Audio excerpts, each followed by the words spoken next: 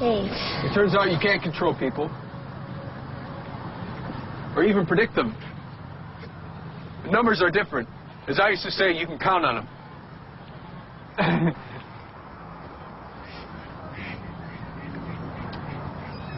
People with Asperger's want contact with other people very much.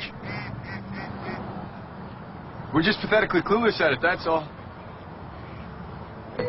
Pois bem, essas pessoas, isso começa a acontecer nos Estados Unidos e na Europa, mas já existe no Brasil também. Elas começam a se organizarem, que é quase um contrassenso para autista, né? Autista que tem dificuldade de fazer laço, se organiza num grupo para fazer um certo tipo, né, de pressão, de lobby político, inclusive.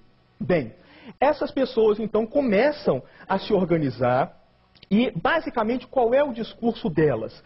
Elas, de certa forma, compram essa ideia de que a síndrome de Asperger é uma síndrome determinada biologicamente, geneticamente, cerebralmente, né? É provável que seja, mas a gente ainda não tem, né, conhecimento para afirmar isso com certeza e com clareza, né? Mas eles, de alguma maneira, eles se submetem a esse,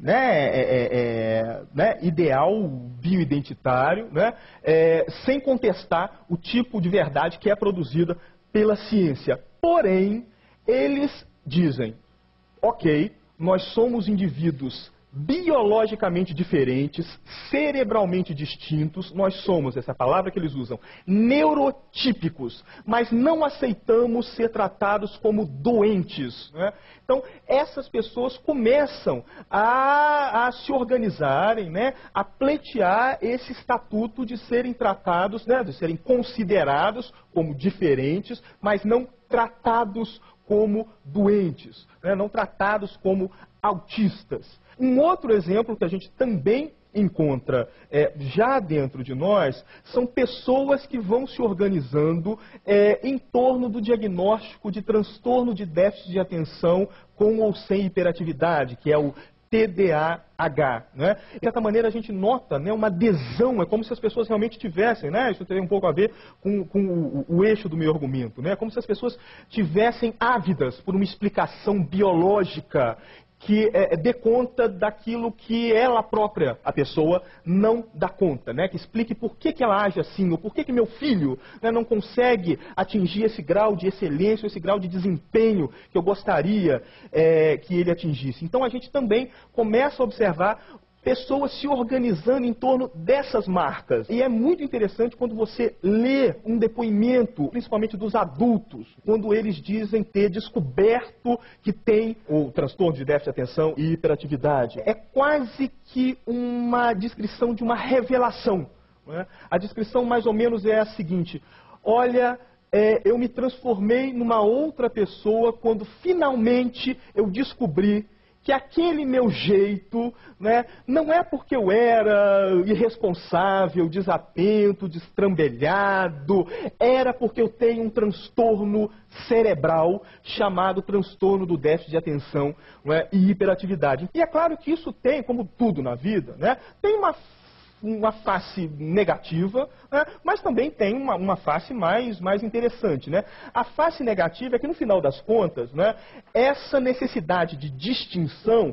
acaba levando a uma certa homogeneização, né? Porque todo mundo acaba se descrevendo, né, do mesmo jeito a partir de uma descrição fornecida pela medicina, pela psiquiatria biológica, né? Do ponto de vista positivo,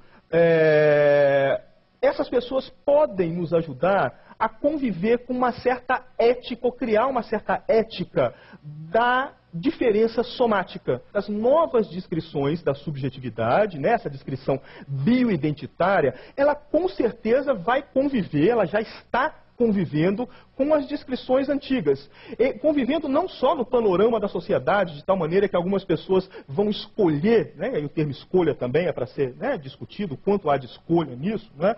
Algumas pessoas vão escolher, vão aderir a esse referencial bioidentitário, enquanto outras pessoas vão vão continuar se constituindo em relação ao referencial antigo, o referencial da interioridade psicológica, por exemplo. Na mesma pessoa você vai poder observar, né, um pouquinho de cada coisa. Então, de certa maneira, né, esse panorama das bioidentidades, ele não é um panorama tão distópico assim se ele nos ensinar a conviver e a construir, de certa maneira, essa ética das diferenças somáticas, e isso sim pode ser um ganho para a nossa sociabilidade, desde que, claro, ela não se resuma exclusivamente a uma biosociabilidade, ou seja, uma sociabilidade que só leve em conta, que se reduza às descrições sobre saúde e doenças corporais, ou seja, que se restringam às marcas que o corpo nos oferece.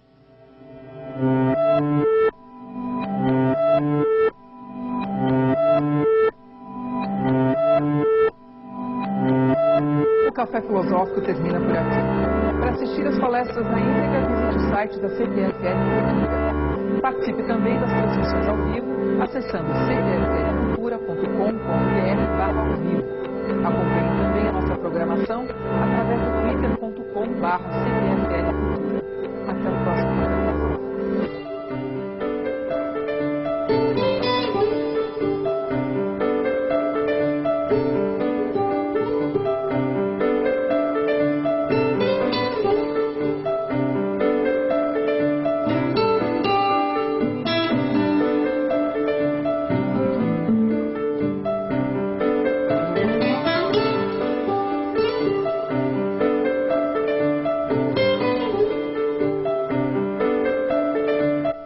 A professora Carmen Silvia Junqueira faz uma reflexão sobre o tempo numa sociedade indígena.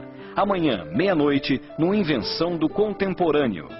Respeite os semáforos, limites de velocidade e as sinalizações de trânsito. Evite acidentes. Valorize a vida.